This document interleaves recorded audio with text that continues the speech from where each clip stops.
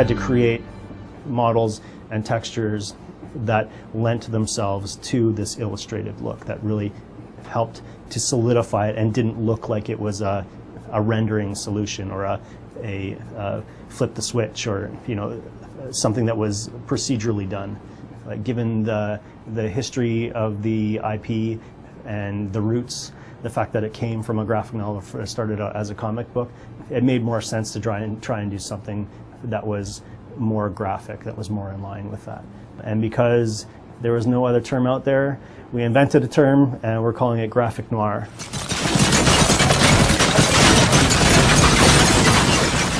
Of course, we looked at Marc Silvestri's work because of his connection to the darkness. We also looked at artists like Jay Lee, who illustrated this image here, but also Tim Bradstreet, who did this image here.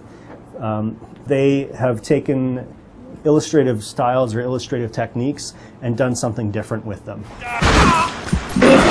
A compressed tonal range is one of the tools that we use to get that illustrative look. And what that means really is that we've lit our scene in the way that all games do, with lights, and you get a smooth shading applied to the environments and to the characters.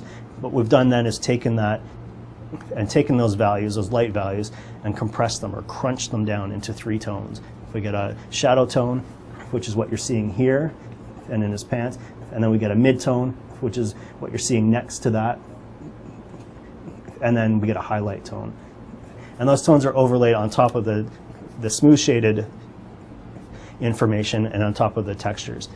And the two of those things combined give us something that is akin to what we saw earlier in that Tim Bradstreet image.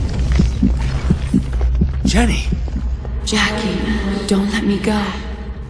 The other side of what we're trying to do is use color, vibrant colors, saturated colors, in a genre of game that is so typically post-apocalyptic and devoid of color.